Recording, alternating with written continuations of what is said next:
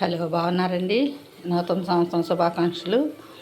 ఈరోజు ములక్కాయను పాలు కూర చేస్తున్నాను. ఒకసారి చూడండి. నూనె బాగా కాగినాక కొంచెం జీలకర్ర వేసాను అంతే. కరివేపాకు, ఉల్లిపాయ, పచ్చిమిరకాయ, ములక్కాయ ముక్కలు అన్నీ వేసి ఇంకా కొంచెం పసుపు, ఉప్పు వేసి బాగా మగ్గనిచ్చేసాను. మగ్గినాక కొంచెం కారం వేసాను. చూడండి, కారం వేసినాక మగ్గిపోయింది. మగ్గిపోయితే ఇప్పుడు దీంట్లో నేను పాలు పోస్తున్నాను. ఇప్పుడు ఈ పాలలో శుభ్రంగా దగ్గరికి వచ్చేదాకా మగ్గిపోద్ది. కొంచెం అల్లము, ఎల్లుల్లిపాయ పేస్ట్ కూడా వేసాను ఉల్లిపాయలు మగ్గేటప్పుడే. ఇప్పుడు ఇది కొంచెం మగ్గినాక కొత్తిమీర వేసుకుంటే గరం మసాలా వేసుకోవచ్చు, అది మీ సైన్స్. లేదంటే ఇట్లాగే చాలా బాగుంటుంది కూర. ఒకసారి ట్రై చేసి చూడండి. ములక్కాయ పాలు కర్రీ.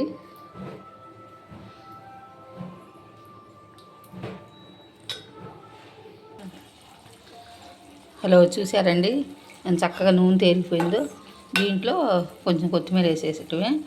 ఒక్క ములక్కాయకి 4 ఉల్లిపాయలు.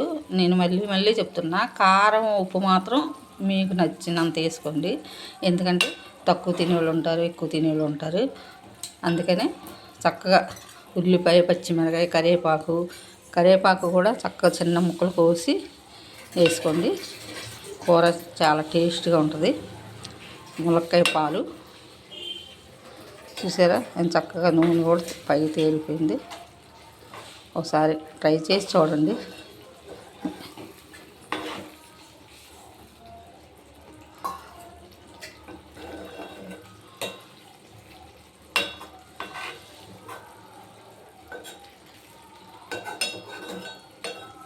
దీంట్లో గరం మసాలా వేసుకోవాలనుకుంటే వేసుకోండి, కానీ నేను అల్లము, ఎల్లుల్లిపాయలు పేస్ట్ వేసాను.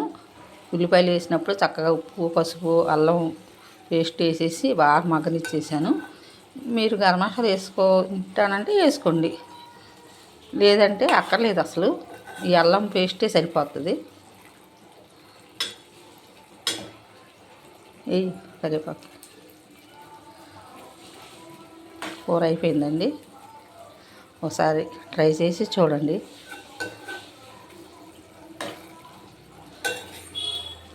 ఇప్పుడు ములక్కాయ టమాటా, ములక్కాయ పులుసు అట్లా చేస్తాం కదా, ఒక్కసారి పాలుతో ట్రై చేసి చూడండి. పిల్లలు చక్కగా తింటారండి.